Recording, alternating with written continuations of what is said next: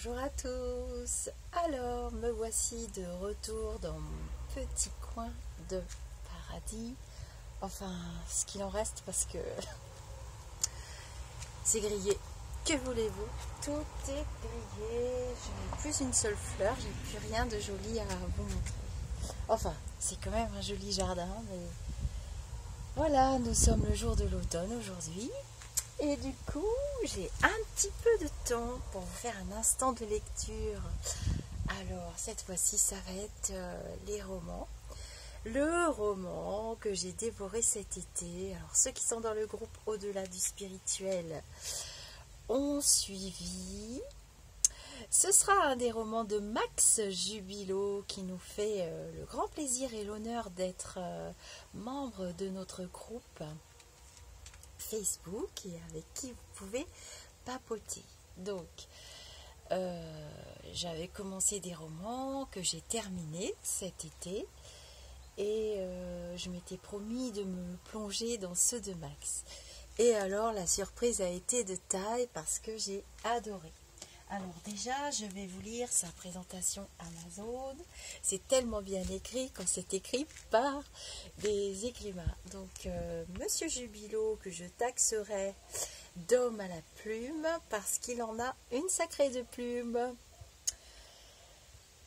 Alors, et vu que nous sommes quand même sur une chaîne spirituelle et de spiritualité, je trouvais que les plumes allaient bien avec n'importe comment. Pour le repos de l'esprit, il est bon d'avoir de jolies lectures et pourquoi pas des bons romans. À propos de Max Jubilo, donc, qui m'a donné les autorisations pour que je vous lise des extraits.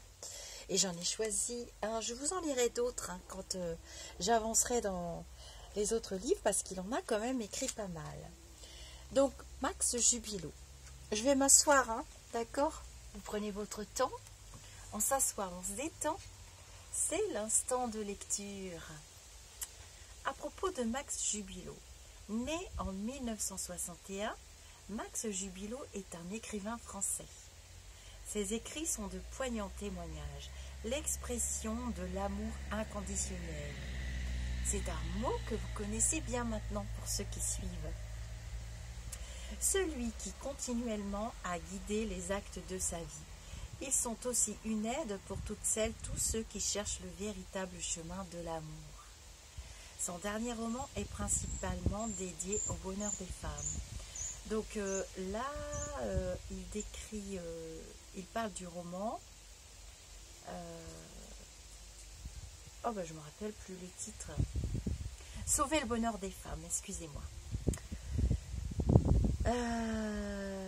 Son dernier roman donc. Pour ceux, mais aussi pour celles qui souhaitent vivre et réussir une union heureuse et durable. Le récit se déroule dans le Loiret, à Orléans de nos jours, à la rencontre des bases essentielles de l'amour. D'une enfance bousculée par la perte de ses racines, sa vie s'est construite dans la certitude d'une harmonie naturelle entre l'âme et l'univers. Philosophe de la vie, nomade du cœur sur le chemin de la vie, il guide les lecteurs à la rencontre de leur âme. Donc, notre cher Max avait tout à fait sa place, et il a tout à fait sa place sur notre chaîne et au sein de notre groupe, au-delà du spirituel. Donc, voilà, il parle bien de l'amour inconditionnel. Moi, j'avais retiré le mot inconditionnel à côté du mot amour. Et vous trouverez ce texte sur Amazon, vous tapez Max Jubilo et vous trouverez ces livres. Alors là, je vais vous lire un extrait de La fille aux yeux bleus. La fille aux yeux bleus. J'ai adoré. Alors, j'ai choisi un extrait, je vous en lirai d'autres, à la page 32. Et je vais ensuite vous faire envie. Donc c'est dans la tablette, moi je l'ai mis dans ma tablette. J'ai choisi librement les extraits. Hop. Je vais me mettre à côté de vous et vous allez pouvoir regarder Monsieur Cerisier Et Monsieur Seringa, pour ceux qui ont suivi, vous l'avez vu, tout fleuri. Et son petit frère a bien poussé d'ailleurs. Alors, de ce que j'ai compris, et là a été grande ma surprise, c'est que ce livre est la biographie romancée de Max, justement. Et ça se passe à mon époque. Donc, pour ceux qui sont de la génération 60, vous allez retrouver dans ce livre une partie de votre enfance, une partie de votre adolescence surtout. Et moi, ce que j'ai adoré, je l'ai dit dans le groupe, c'est qu'il a parlé de ses premières lectures, le club des 5, pour ceux qui ont aimé lire tout comme moi très très tôt, hein, dès que je rentrais, surtout chez ma grand-mère maternelle, je me plongeais dans mes livres, il ne fallait pas m'embêter. Et je n'ai pas changé. Une journée sans lire, ce n'est pas une journée bien terminée, ou bien commencée, ou bien remplie, et il n'y a pas d'heure pour lire. Donc, la fille aux yeux bleus, ça va être difficile parce que j'ai pas envie de tout vous dévoiler, mais la fille aux yeux bleus, je vous laisse découvrir le roman, je vais vous lire les extraits, c'est mieux. Allez, on démarre à la page 31. À essayer de la retrouver, je me suis même surpris à être un peu inquiet. Je me mets dans un petit coin. Je n'ai personne à qui me confier. Je n'ai jamais eu dans mon entourage un ami avec qui je pouvais parler de mes soucis. Les garçons sont toujours dans la rivalité. Un jour ou l'autre, ils profitent de vos faiblesses avouées. Je me sens plus proche des filles qui ont une autre écoute, mais je leur fais encore moins confiance. Elles se racontent tout. À la maison, j'ai longtemps partagé la même chambre avec ma sœur Lalane. De cette époque, je me souviens très bien que parfois, lorsqu'elle venait se coucher, je l'entendais pleurer dans son lit. Elle essayait de se faire discrète pour ne pas me réveiller ou pour éviter que je la remarque. Pourtant, rien ne m'échappait. Je l'entendais et j'avais de la peine pour elle. Alors, sous mes draps, je pleurais sans rien dire. Lalane aussi un jour a commencé à secrètement fréquenter les garçons. À 16 ans, elle n'avait pas le droit de sortir seule de la maison. L'éducation du pays d'où nous venons n'autorise pas une jeune fille à circuler seule dans la rue. Parfois, il arrivait que maman lui permette de s'absenter de la maison pour se promener à condition que je l'accompagne. J'avais 8 ans. Ma discrétion était sans faille, je crois. Lalane pouvait avoir confiance en moi et notre complicité était totale. Mais elle n'est plus là. Et 7 ans se sont écoulés. Je ne sais pas si en la matière elle aurait pu me conseiller. Mais je crois que si elle était présente, je lui confierais mes états d'âme. J'ai envie de prendre une initiative. J'envisage de me rendre à Vaughan Romanée, samedi après-midi. Je ne sais pas ce que je ferai, mais cet objectif me permet de freiner les pensées qui dans ma tête tournent à vide et dans tous les sens.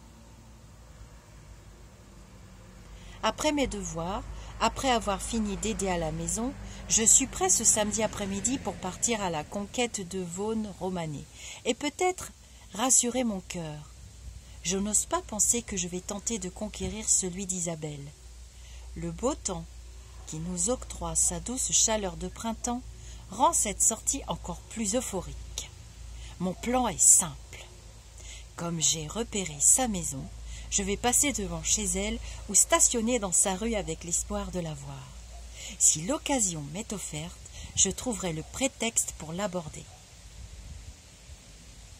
Pour mes parents cet après-midi, je pars chez Olivier. Ce n'est pas tout à fait faux. Je continuerai jusque chez lui si mon espoir ne se réalise pas. Je quitte la maison sur ma bicyclette en passant par les vignes derrière le clos Vougeot. Ces routes secondaires, ces chemins de vignes m'isolent des lieux trop fréquentés.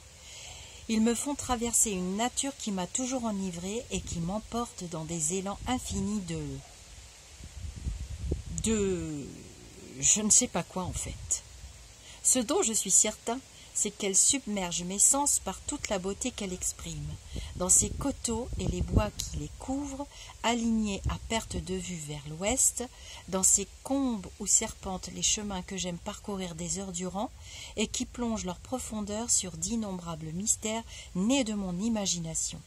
Dans ces vignes qui, d'est en ouest, s'étendent de part et d'autre de la route nationale, puisant dans la terre et le ciel les éléments qui fourniront aux hommes les fruits de leur ivresse, dans sa plaine qui, au-delà des vignes, s'étend vers l'est, d'où seule la lisière de la forêt de Cîteaux et quelques châteaux d'eau brisent l'élan de ces lignes vers l'horizon.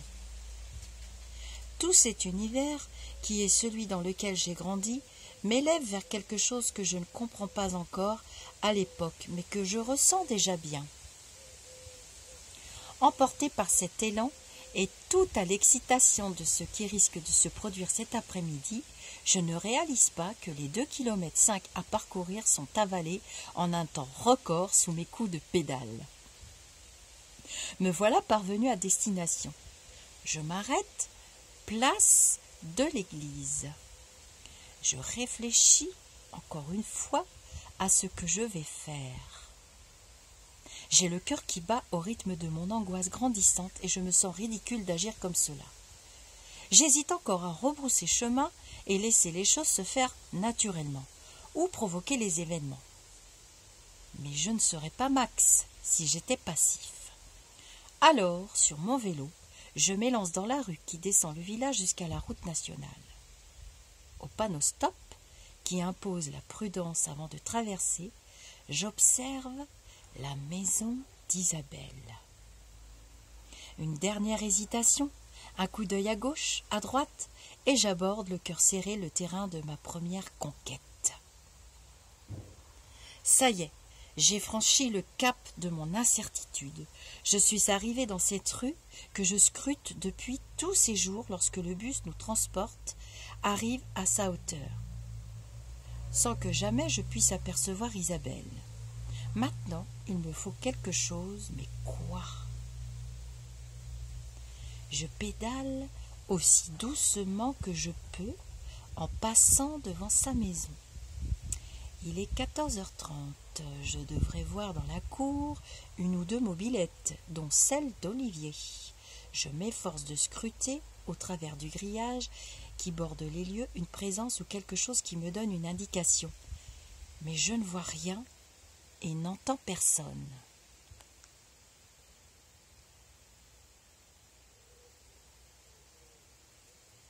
Je me doute que pour un Monopoly, c'est à l'intérieur que doivent se trouver Isabelle et ses invités. Mais j'espère que quelqu'un que je connais sera là dehors, me remarquera et m'arrêtera. Ma bicyclette va trop vite, la rue est en pente douce. J'ai beau, les mains sur les freins, essayer de la ralentir, je suis passée trop rapidement pour arriver à quoi que ce soit. Le nez dans mon guidon, je n'imagine pas que cela soit déjà fini. Le bout de la rue approche. Je vais devoir, c'est évident, refaire un passage. Je m'arrête de pédaler après le petit pont de la voie ferrée. Devant moi s'étendent les vignes de la plaine. Plus loin encore se devine la maison d'Olivier. Et dans mon dos, le chemin à parcourir de nouveau pour arriver jusqu'à la demeure d'Isabelle, si j'en ai le courage. Je ne me donne pas le temps de réfléchir. Je fais demi-tour, je descends ma bicyclette, je cours.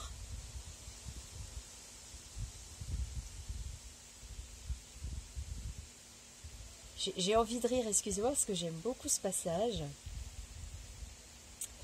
Je me compare à Bourvil en panne de vélo et me sens un peu ridicule. Mon cœur accélère son rythme. Sur ma gauche approche la maison d'Isabelle qui me paraît toujours aussi vide de présence. Du coin de l'œil, je perçois de l'autre côté de la rue un mouvement dans la cour de la maison d'en face. Je ralentis encore, j'appuie mon vélo contre un mur de clôture, me baisse comme pour attacher mon lacet et tourne la tête pour regarder qui arrive. « Bonjour !» me dit une voix féminine. Je me redresse et constate que s'est arrêtée à ma hauteur une jeune fille brune, aux cheveux courts, d'allure énergique qui me sourit franchement. Je réponds d'un bonjour qui se veut ferme, alors que j'ai l'impression d'avoir la langue desséchée. « Tu cherches quelque chose ?» me demande-t-elle tout sourire. Je n'avais pas prévu cette intervention extérieure. Je me donne le temps de réfléchir à ce que je vais dire en prenant ma bicyclette qui est toujours appuyée contre le mur. En fait, j'arrive de Flagey où mon copain n'est pas chez lui. On m'a dit qu'il serait peut-être ici chez Isabelle. J'essaye de voir s'il est là. Son sourire s'est agrandi. Si tu cherches de ce côté, tu ne risques pas de le trouver. Isabelle habite de l'autre côté. Elle me désigne la maison d'où elle vient de sortir. Devant mon apparente surprise, elle me précise. De ce côté, c'est ma maison. J'habite en face de chez elle. Ah, je suis étonnée. J'ai cru qu'elle habitait ici, car lorsqu'elle descend du bus après l'école, c'est là que parfois je l'ai vue se diriger. C'est normal. Elle passe souvent chez moi avant de rentrer chez elle. Je regarde plus précisément les abords de la maison d'Isabelle, mais je ne vois pas plus de mobilette ou de présence. Mon copain Olivier Bonneau devait venir faire un Monopoly chez Isabelle. Sais-tu s'il est arrivé ?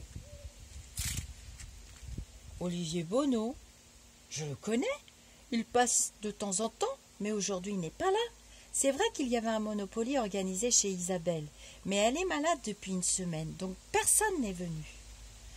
Ah, c'est pour cela alors que je ne la voyais pas à l'école. Oui, cette semaine, elle n'y est pas allée. C'est d'ailleurs Olivier qui lui a apporté ses cours. Ah, voilà qui fait beaucoup de nouvelles à gérer. Positive. Je sais exactement où elle habite et je comprends mieux pourquoi je ne l'ai pas vue au collège.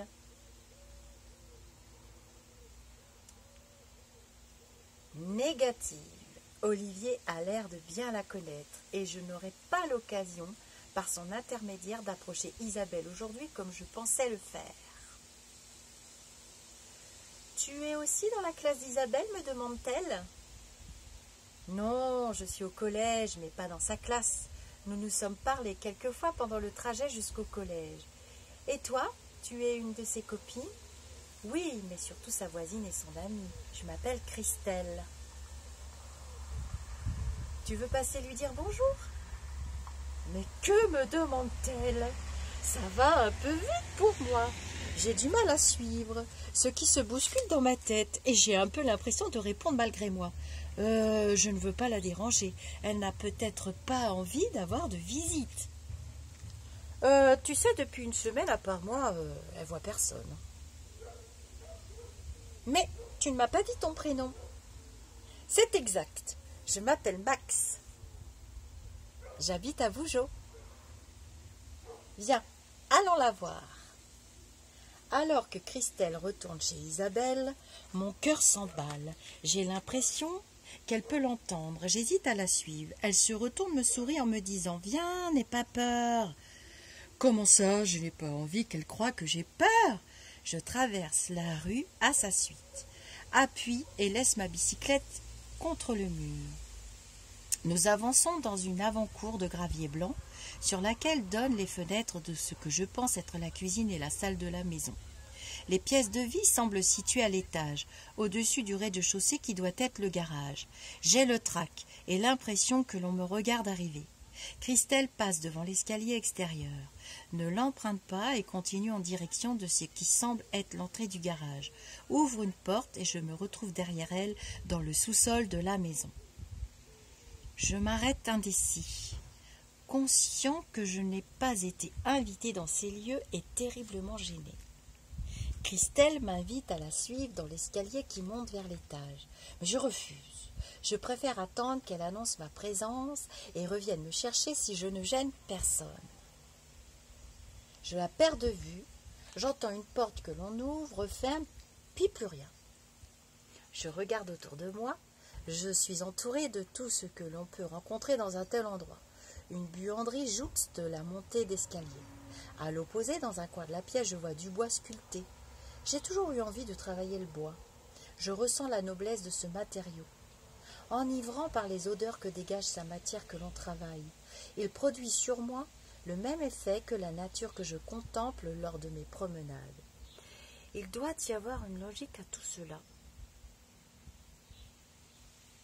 Je ne peux m'empêcher de caresser la fibre de ces quelques morceaux de bois qui n'ont pourtant rien d'extraordinaire. Il s'agit certainement des pièces d'un bout de charpente, mais ils ont détourné mon attention de l'escalier. Quand je me retourne, je suis surpris de me trouver face à Christelle et Isabelle. Je ne les ai pas entendues venir. Bonjour, je regardais ces morceaux de bois, je ne vous ai pas entendu arriver. Bonjour, Christelle m'a dit que tu ne voulais pas monter, lance Isabelle. J'ai de grandes difficultés à ne pas rester bloquée à la regarder. Elle est là, près de moi, vêtue de son jean et de son pull gris comme la première fois où je l'ai vue, si près que je pourrais la toucher en levant la main. Son visage encadré par ses cheveux défaits est éclairé par un franc sourire qui illumine ses yeux bleus. C'est la première fois que je peux vraiment la contempler ainsi. Pourtant, je détourne rapidement mes yeux des siens. Mon cerveau n'arrive pas à suivre le rythme de mon cœur. Je regarde Christelle, j'ai du mal à maîtriser l'emballement de mon cœur, mais je m'efforce de ne rien laisser paraître de mon trouble. Je n'ai pas pensé que les événements iraient si vite. Je le souhaitais, mais je me rends compte que je ne m'y étais pas préparée. Isabelle ne me connaît pas, et je pense que mon attitude en cet instant va dépendre la façon dont elle va me considérer. Je ne vais pas lui dire que je viens pour elle. Cela ne se fait pas, et je risque de la bloquer dans une opinion négative si je joue au dragueur. Les mains dans les poches en fausse décontraction, je réussis à faire passer un peu de salive sur ma langue pour dire aussi clairement que possible. Je reviens de chez Olivier et en passant par ici, je vérifiais s'il était présent chez toi. Enfin, je ne voulais pas entrer, mais depuis la rue, j'essayais de voir si sa mobilette se trouvait dans la cour. Il m'avait dit que ce samedi, il venait jouer au Monopoly ici. Christelle, que j'ai croisée, m'a conduit jusque-là, après que je lui ai expliqué que je ne t'avais pas vu cette semaine au collège. Je vais reprendre ma route, retourner chez Olivier, mais je suis content de te voir. Tu m'as cherché cette semaine? Il y avait quelque chose que tu voulais me dire? Rien de spécial, mais j'aime bien parler avec toi sur le trajet de l'école. Tu souris tout le temps. Ah bon, me lance Isabelle étonnée et toute souriante. Mais qu'est-ce qu'elle est belle! Mon cœur va éclater dans ma poitrine. Pourquoi est-ce que je la trouve si belle? Je ne peux rien discerner de particulier et je n'ai pas la force de l'observer mieux. Mes tempes battent fort et ma vision se brouille un peu.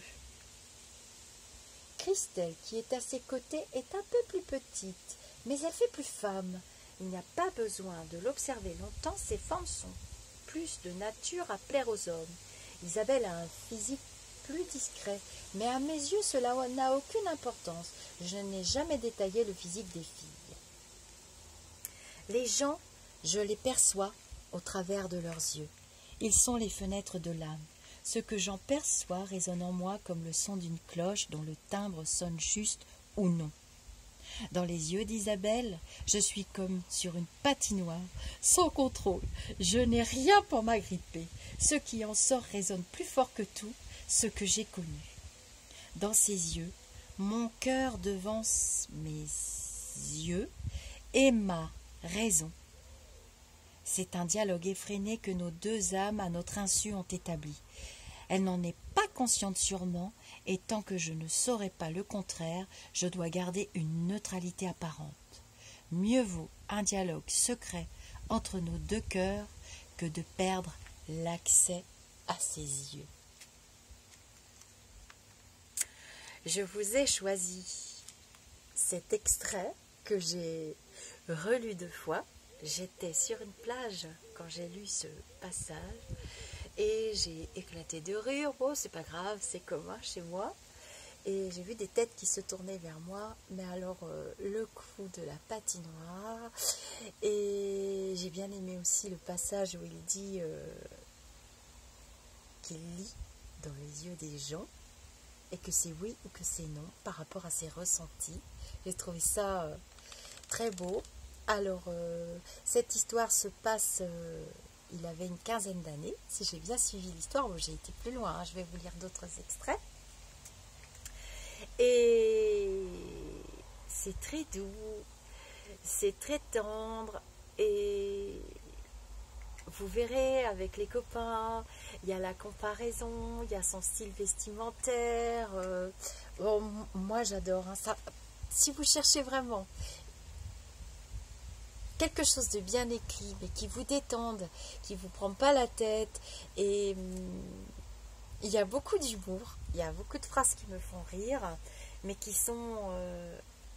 c'est poignant, quoi. Ça, enfin, n'hésitez pas parce que vous allez être emporté. Moi, j'ai été emportée et j'ai hâte de continuer. Voilà. Alors, je vous lis encore un tout petit bout. Alors, le titre, c'est Sa famille. Je ne sais pas si vous verrez avec la tablette. Sa famille. Oui, tu es souriante et je te trouve plus intéressante que les filles que j'ai l'habitude de rencontrer. Alors, partager un peu sur le chemin de l'école me plaît bien. Bon, je ne vais pas traîner. Olivier doit m'attendre quelque part. Mais tu pensais qu'il était là, me reprend Isabelle. Oui, c'est vrai, je m'embrouille un peu. Donc, puisqu'il n'est pas là, je vais continuer ma route. Tu reprends l'école lundi? Oui, je n'ai plus rien, je vais bien.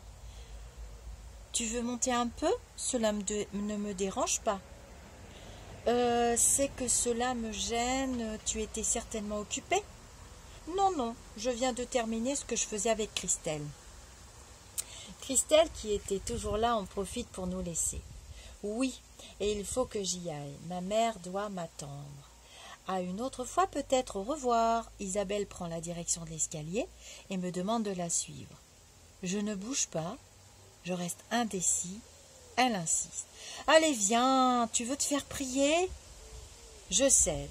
Elle n'a pas l'air de se forcer ou de m'inviter par politesse. Ce serait la pire des choses à me faire. Me laisser croire ce qui n'est pas.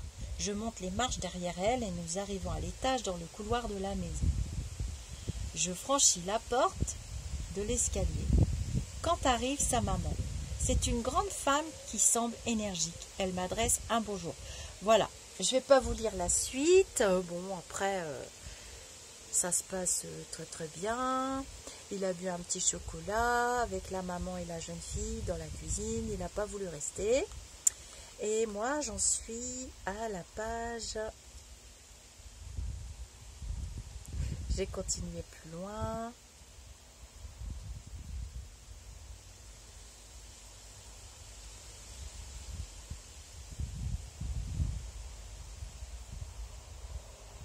Alors, je ne suis pas si loin que ça. Je vais vous laisser avec Monsieur Madiolia et Monsieur... Il va me remettre la page.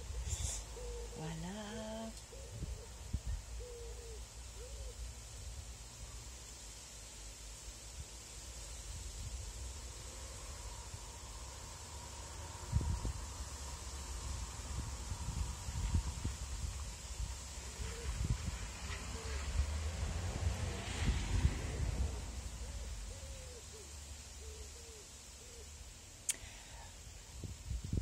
Voilà, alors je vais vous lire un tout petit passage aussi.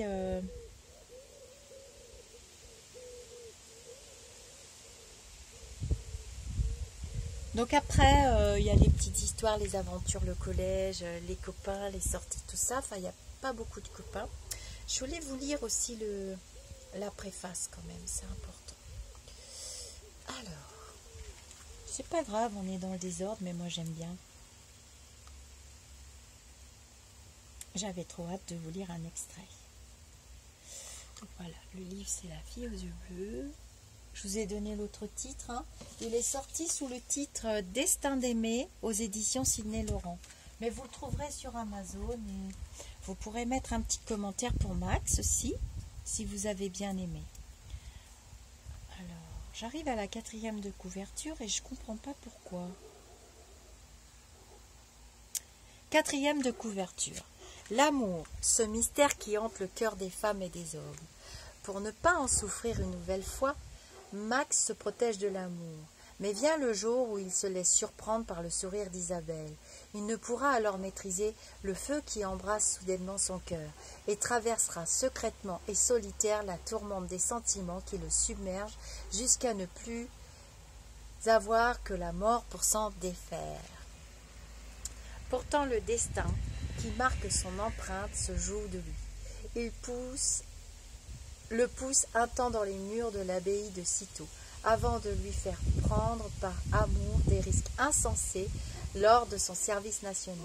Finalement, Isabelle, qui voit Max lui échapper, tentera à son tour de le séduire. Mais n'est-il pas déjà trop tard? Une magnifique et poignante histoire qui court au long des paysages du vignoble bourguignon de Nuit Saint-Georges. Ce roman exprime dans l'amour les hésitations, la timidité, les doutes, les fortes émotions qui chavirent le cœur et les paroles qui ne peuvent franchir les lèvres. Le cheminement d'un adolescent vers sa vie d'homme, le vécu d'un passage initiatique merveilleux et tellement redoutable à la fois. La fille aux yeux bleus. Voilà. Alors, ensuite, il adresse ses remerciements aux internautes, à Suzanne, à sa maman, à Christelle. Voilà. Alors, il dit aussi qu'il salue le personnel du Café des Épices à Marrakech. Ça va faire plaisir à quelqu'un qui s'appelle Catherine. Je salue le personnel du Café des Épices à Marrakech que j'ai sûrement étonné au long de ces années où sur une petite table en bois, ils me voyaient devant un café à la cannelle accompagné d'excellentes pâtisseries, tourner mes feuilles et rédiger entouré de leurs sourires. Je terminerai ces remerciements pour toi, toi qui sais ce que signifient ces pages qui, dans chaque mot, dessinent les lignes d'un visage. L'amour, prologue. L'amour, voilà bien un mot qui conserve tout son mystère dans la conscience et le cœur des femmes et des hommes. Certains l'attendent avec l'énergie du désespoir, d'autres en rêvent sans jamais vraiment y croire. Parfois même, ceux qui le rencontrent craignent de le perdre ou pire encore ne savent pas comment s'en débarrasser. Un mot si simple, si grand, tout à la fois synonyme de joie, de peine et de drame. Les pages de cette histoire sont celles d'un cœur qui s'éveille à l'amour, qui le surprend et l'entraîne au-delà de la raison, dans le destin d'aimer. Au-delà. Voilà. Je vous fais des gros bisous. J'espère que ce petit instant de lecture vous aura plu. Alors je vous prépare 2 autres extraits de ce livre et puis je commencerai l'autre livre. Donc j'en ai un autre de Max Jubilo. C'est Sauver le bonheur des femmes, je crois. Alors, vous les avez en e-book et en Kindle. Je fais pas de pub pour des choses que j'aime pas. Hein. Vous le savez. Ceux qui me suivent vont dire, mais oui, Lisa, on sait. Je vais vous faire des gros bisous. Et je vous fais tout de suite un autre instant de lecture avec un autre écrivain que vous connaissez déjà tous très très bien. Je vous dis namasté. Passez une bonne journée, très lumineuse ou une bonne soirée et je remercie tout particulièrement Max pour m'avoir donné l'autorisation de faire des petits instants de lecture avec ses livres. À très vite.